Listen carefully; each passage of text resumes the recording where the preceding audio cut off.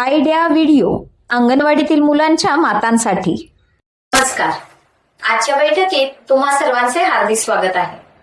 मागच्या आठवड्यातील साईट रीडिंगचे फायदे या विषयावर व्हिडिओमध्ये दिलेली माहिती आणि वयोगटानुसार दिलेली वर्कशीट यावर गटात चर्चा करून तुम्ही मुलांसोबत ही कृती केली असेलच. तुमचे विचार आणि अनुभव आम्हाला कळवा.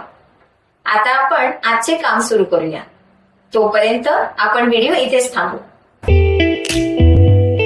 आता आपण पुढची कृती करूया, जिचे नाव आहे चला करून पाहूया. सर्व मातांनी एका रांगेत उभे राहावे. त्यांच्याजवळ स्ट्रॉ ठेवा. प्रत्येक मातेसमोर काही अंतरावर असलेल्या टेबलावर एक बॉटल ठेवा. आता लीडर माता 1, 2, 3 म्हणे तेव्हा प्रत्येक मातेने तोंडात स्ट्रॉ घेऊन धावावे. बॉटल जवळ पोहोचून त्यात स्ट्रॉ टाकायची आहे. दिलेल्या वेळात बाटलीत जास्तीत जास्त स्ट्रॉ टाकणारी माता विजेता असेल. आता पुढील क्रियाकृती करू, जिचे नाव आहे काही नवीन शिकूया. स्वयंपाकघरातील स्मार्ट टिप्स स्वयंपाक करताना लागणारा वेळ आणि मेहनत वाचवतात. शिवाय जेवण चविष्ट आणि पौष्टिक बनते आणि स्वयंपाकघर स्वच्छ राहते. किचनच्या स्मार्ट टिप्स. कोथिंबीर व हिरव्या पालेभाज्या निवडून कपड्यात गुंडाळून फ्रीजमध्ये ठेवल्यास त्या अधिक दिवस ताज्या राहतात. ग्रेव्हीसाठी टोमॅटोऐवजी टोमॅटो केचपचा वापर केल्यास चव अधिक छान येते. तळणाचे खेळ जळू नये म्हणून त्यात चिमूटभर मीठ टाका. बदाम भिजवून ठेवल्यास कापायला सोपे जाते. लिंबाचा रस काढण्यापूर्वी लिंबू कोमट पाण्यात बुडवून ठेवा.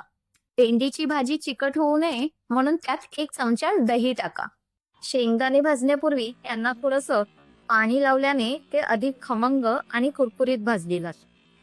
ग्रेव्हीची चव आणि रंग वाढवण्यासाठी कांदे तळताना त्यात अर्धा चमचा साखर घाला.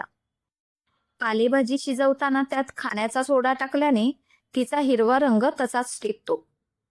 या व्हिडिओचा तुम्हाला कसा फायदा होऊ शकतो हे सर्व मातांनी एक एक करून गटात सांगा.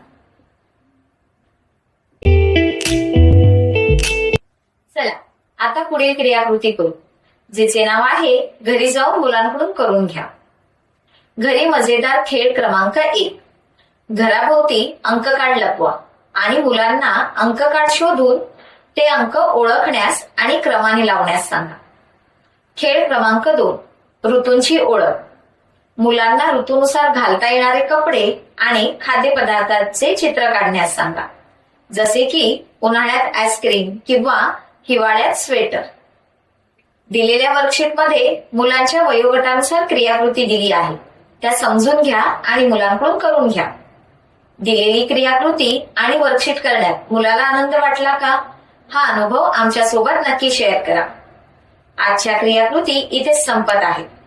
अशाच नवीन माहिती आणि क्रियाकृतींसोबत पुढच्या आठवड्यात पुन्हा भेटू. तोपर्यंत तुमची आणि मुलांची काळजी घ्या. धन्यवाद.